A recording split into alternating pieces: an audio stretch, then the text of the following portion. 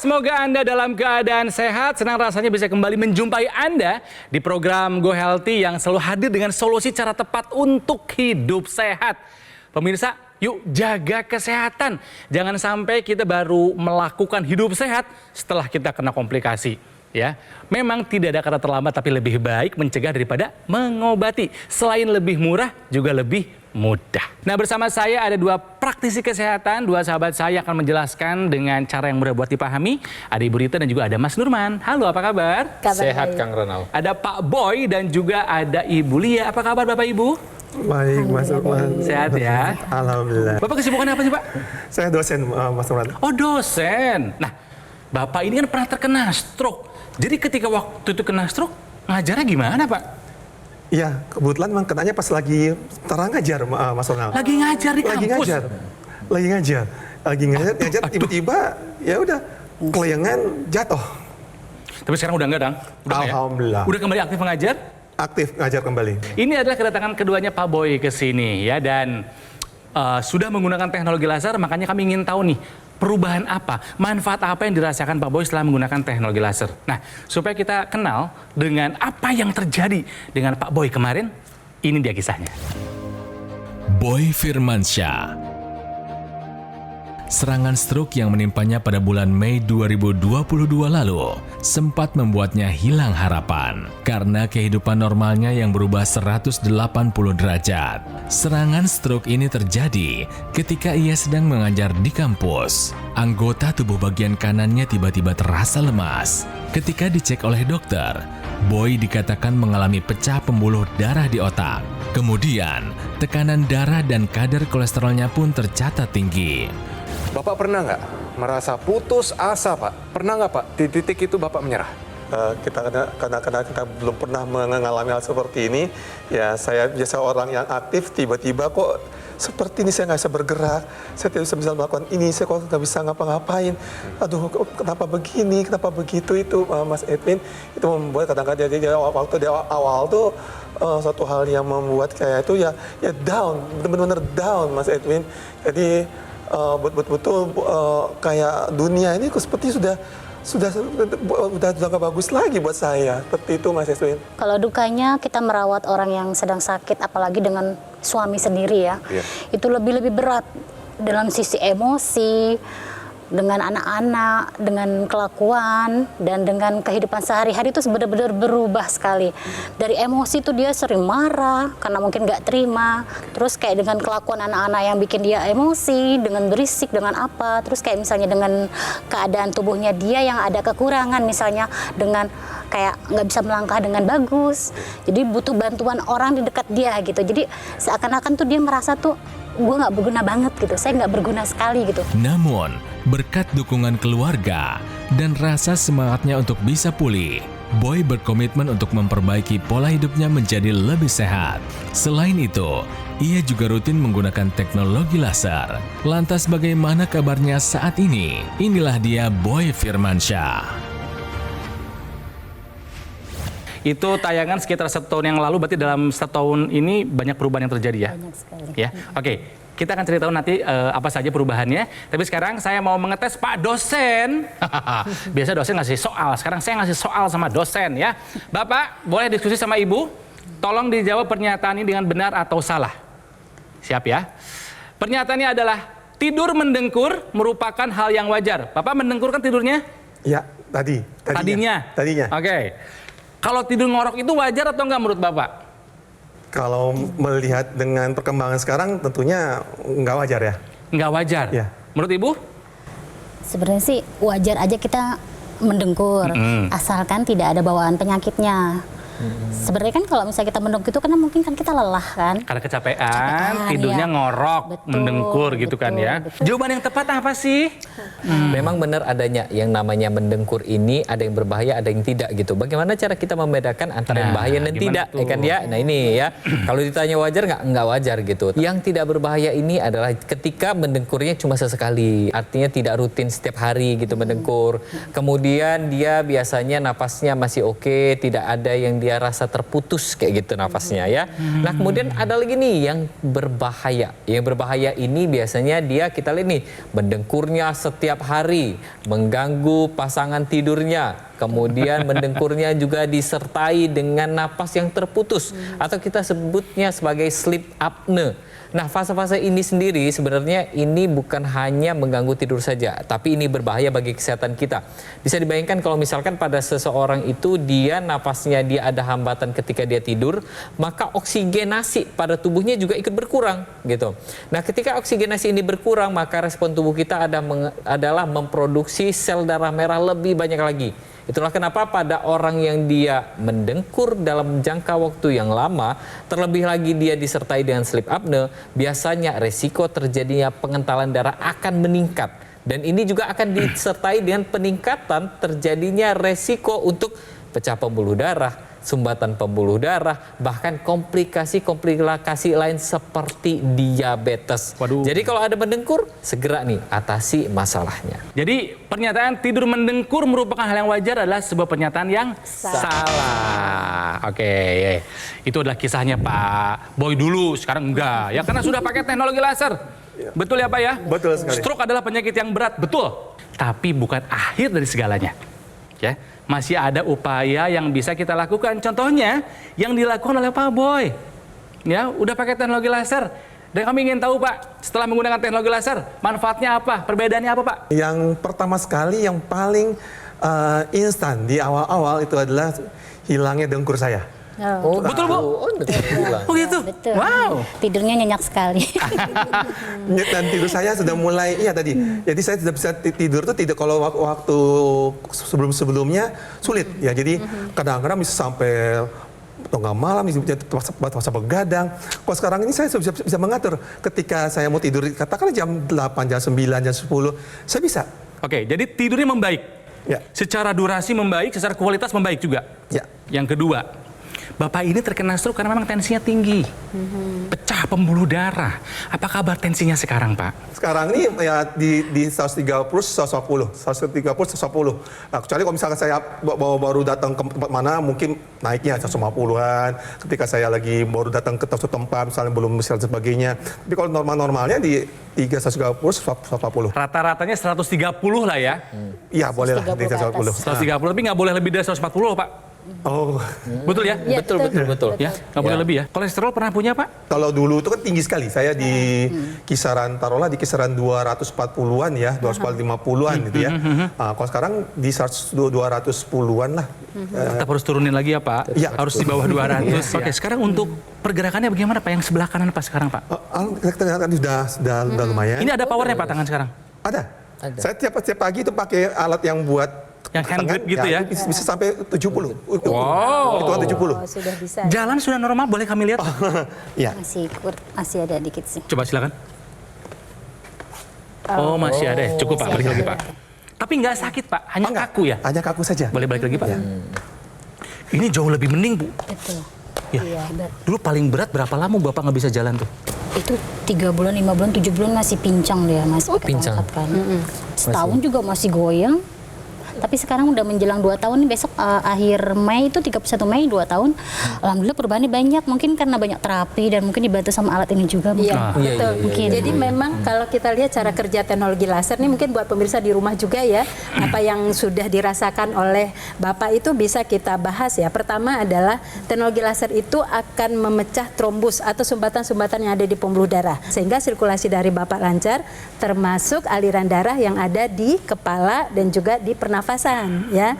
Cara kerja yang kedua adalah teknologi laser ini juga bisa meningkatkan pelebaran pembuluh darah sehingga dengan adanya vasodilatasi aliran darah juga makin meningkat, pembuluh darah juga makin elastis. Nah, kemudian juga teknologi laser ini juga bisa merangsang pembuluh darah untuk memproduksi hormon tidur.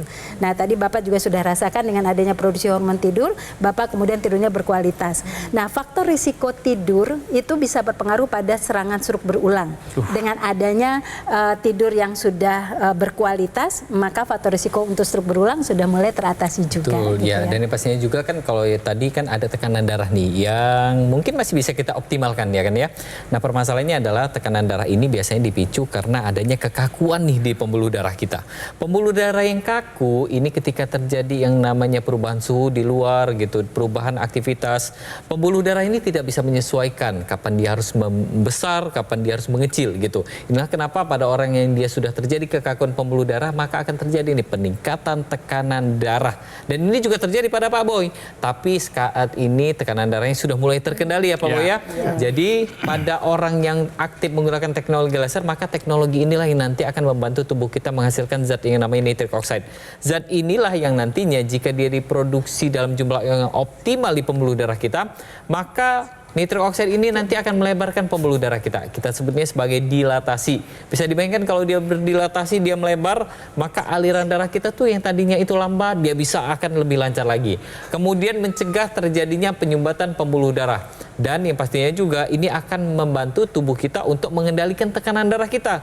Untuk itulah kenapa kita wajib nih memasukkan teknologi laser untuk menjadi bagian dari gaya hidup sehat kita. Jadi untuk pemirsa di rumah, mau tunggu apa lagi?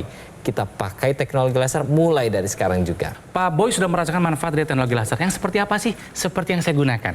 Ya, ada dokter laser, ada juga aku laser, sama-sama dari Gogomol. Jadi ini adalah alat kesehatan yang sudah membantu meningkatkan kesehatan masyarakat Indonesia selama lebih dari 10 tahun. Penggunaan secara rutin, ini sehari 2 kali, durasi 15 sampai dengan 60 menit, bisa membantu mengendalikan angka diabetes, hipertensi, kolesterol tinggi, asam urat, dan lain-lainnya. Harapannya apa? Bisa mencegah komplikasi yang terjadi, seperti stroke atau stroke yang berulang, serangan jantung, gagal ginjal, dan komplikasi lainnya. Makanya, kalau Pak Boy take action pakai teknologi laser, Anda juga dong. Ya, silakan hubungi nomor yang ada di layar kaca. Tim call center Gogomol akan membantu Anda menjelaskan secara detail bagaimana cara untuk mendapatkannya. Dan supaya Anda makin semangat untuk pulih dari serangan stroke-nya pemirsa, kami ada promo dan juga ada program cicilan 0% supaya Anda tidak menunda waktu lagi mendapatkan sesegera mungkin dokter laser ataupun AccuLaser. Tapi ingat ya, pastikan Anda mendapatkan yang asli, yang berkualitas, bermanfaat, dan bergaransi. Itu hanya ada di Gogomol. Jadi ingat teknologi laser, ingat dokter laser ataupun AccuLaser dari Gogomol. Jadi pemirsa, mau Anda adalah seorang dosen, mau kita masih mahasiswa, apapun profesi Anda, berapapun usia Anda, ingat, kualitas darah dan pembuluh darah akan menentukan kualitas hidup kita. Makanya, atasi masalah kesehatan dan cegah komplikasinya sekarang juga.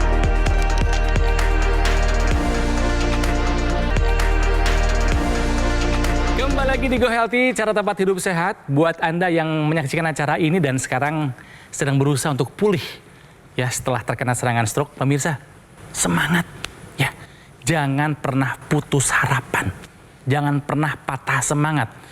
Jangan pernah harapan itu hilang. Kenapa? Karena harapan itu adalah setengah dari penyembuhan. Tahu stroke ini memang berat, tapi buktinya Pak Boy narasumber kami kali ini bisa kembali pulih. Gejala sisanya masih ada tapi sudah sangat-sangat sedikit. Ya Pak ya? Semangat terus ya Pak ya. Dan tentu saja support system pun sangat penting. Jadi Ibu, apresiasi juga dari kami yang selalu mendampingi Bapak. Ya meskipun dibentak-bentak, dimarahin, harus sabar ya. Bagaimanapun kita harus mengerti bahwa stroke ini adalah penyakit yang berat yang merubah 180 derajat seseorang. Gitu kan ya. Pak, yang paling berkesan apa sih Pak setelah menggunakan teknologi laser Pak? Ya, kalau saya lihat adalah perubahan hidup saya, terutama di bidang kesehatan ya. Jadi bagaimana saya menghargai hidup sehat itu seperti apa. Dan saya mengubah semua perilaku saya yang kemarin kurang bagus. Nah, saya rubah semuanya menjadi ya kembalilah hidup sehat itu. Sebentar. Kebiasaan dulu yang tidak terlalu baik, seperti apa contohnya? Jadi saya tuh yang namanya makanan semua saya hajar. Ya, terutama santan lemak-lemak, dan sebagainya. Kemudian porsinya pun juga sangat luar biasa sekali. Porsinya porsi double ya. Katanya dulu Bapak sempat obesitas. Iya. Seberat apa dulu Pak? Jadi saya sempat di atas 100 kilo. Jadi itu luar biasa Mas Ronald. Saya ngelihatnya mungkin tidak masalah. Tapi ternyata saya merasakan seperti jalan sudah mulai gampang lelah, naik tangga gampang lelah dan sebagainya. Nah itu jadi dari sisi makanan itu sudah betul-betul membuat saya itu berpikir bahwa untuk saat ini ya nggak ada lagi seperti itu. Oke, makan lu nggak dijaga ngaku. Tidur dulu gimana Pak sebelum terkena stroke? Jadi saya tuh tidur tuh ya bisa sampai begadang-begadang. Jadi katakan tidurnya terganggu. Jadi kadang sampai jam 1, jam 2 baru tidur. Pagi-pagi udah berangkat ngajar lagi. Pagi-pagi udah berangkat lagi. gitu. Jadi jam 5, setengah 5 saya mesti bangun lagi karena harus sholat subuh. Tidur hanya 3 jam 4 jam setiap hari? Betul, kadang 2 jam. Ya Kadang 2 jam. ampun. Karena setengah 3 itu dia masih online. Oke, makan nggak bagus, tidur nggak bagus, olahraga ngapa dulu Pak sebelum terkena stroke? Olahraga minim ya. Jadi Sama olahraga sekali ya tidak. ala Oh, kadar. Bapak bilang minim, Ibu bilang sama sekali tidak loh. Sama Kenapa sekali Pak? tidak. Males, nggak ada Malas. waktu, nggak sempet, apa sih? Malas. Ya, jadi pertama ya ini ya. Jadi kalau saya bilang karena memang karena bangunnya juga sudah nggak nyaman juga, saya bangun juga masih ngantuk dan sebagainya. Akibatnya ya malas bergerak dirinya ya. Oke, oke. Terus stres tinggi nggak Pak sebagai dosen? Luar biasa. Jadi saya juga kan memegang jabatan struktural di kampus. Oh. Nah, itu membuat saya tentunya berpikir ekstra. Oke, Ya, oke. ditambah lagi mata kuliah saya ajar kan mata kuliah yang tergolong memang Berat ya. Berat. Pemrograman komputer loh Pak. Waduh, oke. Jadi 4 pilar pola hidup sehat Bapak mengaku tidak menjalankan dengan baik. Jadi kalau misalnya sampai akhirnya tensinya tinggi dan sampai akhirnya terkena stroke, lah udah dikasih tahu kok ini 4 pilar hidup sehat nggak dijalankan. Jadi pemirsa tolong ya jangan sampai Anda harus kena stroke dulu baru Anda mau merubah gaya hidupnya. Dan saya kira sekarang tidurnya Pak Boy kan udah jadi lebih berkualitas ya Pak ya. Dan Ibu pun ikutan berkualitas tidurnya. Tidak terganggu sama orang yang ngorok di sampingnya Ibu ya. Karena kebayang tidur di samping orang yang mendengkur itu kan mengganggu sekali ya Bu ya. Sangat mengganggu. Ya, sangat mengganggu. Sangat mengganggu. Oke, nah pemirsa buat Anda yang tidurnya ngorok atau mungkin Anda punya pasangan yang tidurnya ngorok, mendengkur, kami punya tips ya bagaimana mengatasi kebiasaan tidur yang mendengkur. Yo, gimana nih Bu Rita? Ya, nah, jadi pemirsa, kalau kita lihat ya tips untuk mengatasi kebiasaan tidur yang mendengkur itu tadi. Yang pertama adalah capai berat badan ideal. Dan tadi kita sudah dengarkan Emang sama-sama. bener ya, diturunin berat badan sampai 40 kilo ya. Dari 107 ke 70 dengkurnya hilang. Karena memang berat badan berlebih itu akan membuat lemak di leher ini menekan jalur nafas. Kemudian lemak di perut menekan diafragma sehingga paru itu kapasitasnya menurun. Nah, itu satu lakukan. Yang kedua yang dilakukan adalah ubah posisi tidur. Nah, kadang-kadang kalau udah tidur nggak tahu lagi kan. Jadi kita harus ingatkan pendamping kita untuk melihat kalau kita sudah terlalu lama pada satu posisi dan dengkurannya keras, maka diingatkan untuk diubah posisi dan jangan pernah tidurnya terlentang karena itu akan membuat dengkur itu makin keras. Nah, yang ketiga adalah sering-sering melatih nyanyi atau bersuara keras. Karena kalau bersuara keras itu tenggorokannya akan lebih terbuka, gitu ya. Dan kemudian juga lalu pastikan tubuh kita terhidrasi dengan baik. Jadi cairan harus terpenuhi karena kalau kita kurang cairan maka sangat mungkin lendir itu akan terbentuk lebih banyak di tenggorokan kita. Nah, yang paling penting nih pemirsa, menggunakan teknologi laser yang intranasal itu bisa membantu membuka jalur nafas. Jadi kalau kita rajin menggunakan intranasal, laser yang di intranasal, itu jalur nafas itu akan selalu terbuka dan sumbatan itu akan berkurang. Kita bisa lihat pembuluh darah kecil, pembuluh darah besar itu tak teraliri dengan sinar laser itu tadi. Nah, dia akan meningkatkan kualitas darah, melancarkan peredaran darah dan juga kemudian membuka jalur nafas di situ. Nah, itu mencegah dengkur. Dan kemudian penggunaan teknologi laser selain di intranasal yang digunakan di tangan kiri kita itu juga berdampak pada penurunan dengkur karena dia akan meningkatkan produksi melatonin, membuat kita tidurnya menjadi lebih nyenyak. Ketika tidur lebih nyenyak, maka proses dengkur pun bisa teratasi. Dan yang pastinya juga kan kalau misalkan orang yang sudah terkena stroke ini kan memang ada resiko untuk terjadinya serangan stroke berulang ya kan ya. Teknologi laser yang intranasal ini sendiri memang wajib sekali kita gunakan terutama orang yang sudah pernah kena stroke. Yang pertama adalah untuk melancarkan aliran darahnya lagi nih ya, di aliran darah di area kepala. Kemudian yang kedua adalah mencegah terjadinya serangan stroke berulang. Dikembalikan nih kelenturan dari pembuluh darah di bagian otak kita. Kemudian yang ketiga ini adalah ketika kita pakai nih intranasalnya maka aliran darah kita lancar yang pastinya ini juga akan menopang terjadinya neuroplastisitas di otak kita. Otak kita ini akan connect kembali. Itu kan yang kita butuhkan gitu. Jadi untuk orang yang sudah terkena stroke ini penting untuk memanfaatkan teknologi laser yang intranasal. Yang nggak ada stroke, yang belum ada kena stroke, tetap pakai gitu untuk mencegah terjadinya serangan stroke dan juga mengurangi keluhan-keluhan seperti sakit kepala, migrain dan vertigo. Oke. Laser Bapak pakai rutin. Teknologi NMES-nya Bapak pakai juga nggak, Pak? Ya, biasa pakainya di betis. Di betis, ya. Kemudian kalau tangan di lengan. Ya, itu kalau yang ininya ya, kalau yang untuk MS. NMES-nya. Bapak merasakan perubahan, manfaatnya? Ya. Jadi kalau dari sisi pergerakan kaki juga lebih baik dibandingkan ketika saya pernah kesini dan belum pakai laser. Nah, seperti tadi itu juga sudah sangat lebih baik dibandingkan ketika saya dulu. Itu sudah jauh sangat lebih baik dibanding yang dulunya. Nah, kemudian tangan alhamdulillah sampai sekarang sudah kuat. Ya seperti biasa lah kalau saya melihatnya ya. Cuman ada sedikit seperti ya ada kebas-kebasnya sedikit, masih ada. Ya. Kalau dokter bilang itu tinggal ini aja, tinggal sisa-sisanya aja. Ini saya senang loh karena dipakai semuanya. Yang di pergelangan tangan dipakai, intranasalnya dipakai, NMES-nya juga dipakai. Bagus, Pak. Jadi gini ya, kenapa sih pada seseorang yang dia terkena stroke ini maka tubuhnya itu tidak bisa bergerak ya, tangan, kakinya mengalami kelumpuhan atau disabilitas kita sebutnya ya kan ya. Nah sebenarnya ini permasalahannya bukan ada di otot tangan atau kaki, bukan. Permasalahannya adalah sinyal yang harusnya diciptakan oleh otak ini tidak bisa disalurkan ke anggota gerak tubuh kita. Inilah kenapa kita yang namanya tidak bergerak, maka ini akan berakibat terhadap yang namanya volume otot kita. Volume otot menurun, maka resiko untuk terjadinya resiko stroke berulang itu akan meningkat. Pada orang yang stroke, inilah kenapa harus diajarkan untuk melakukan kegiatan fisik. Aktivitas fisiknya apa saja? Latihan, kemudian angkat beban, dan lain sebagainya. Jika memang kurang maksimal nih, latihannya kurang maksimal, memang kita rasanya, oh kayaknya saya nggak bisa deh ngangkat seberat itu gitu, atau nggak bisa deh jalan sejauh itu gitu. Maka dibutuhkan yang namanya teknologi. Teknologi apa? Teknologi NMES, Neuromuscular Electrical Stimulation.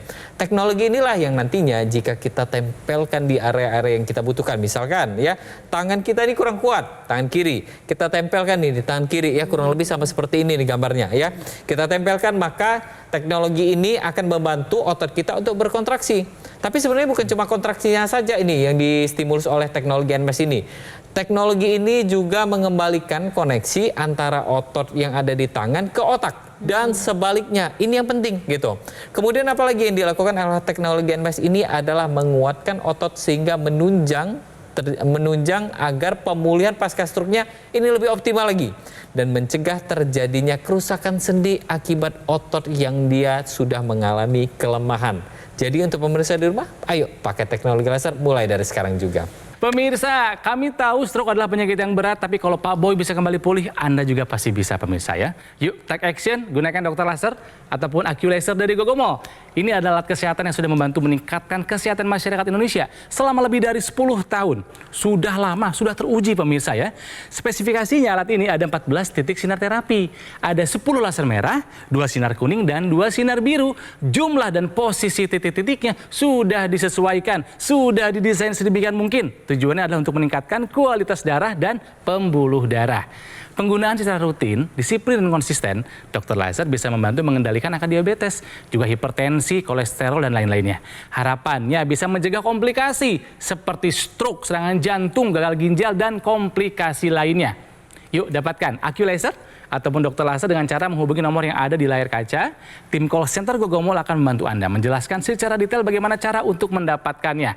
Tapi ingat pemirsa, pastikan ya Anda mendapatkan yang asli, yang berkualitas, bermanfaat, dan bergaransi. Itu hanya ada di Gogomall. Jadi ingat teknologi laser, jangan lupa ingat juga dokter laser ataupun AccuLaser dari Gogomall. Jika Anda ingin sehat, pemirsa, atasi masalah kesehatan dan cegah komplikasinya sekarang juga. Semangat hidup sehat!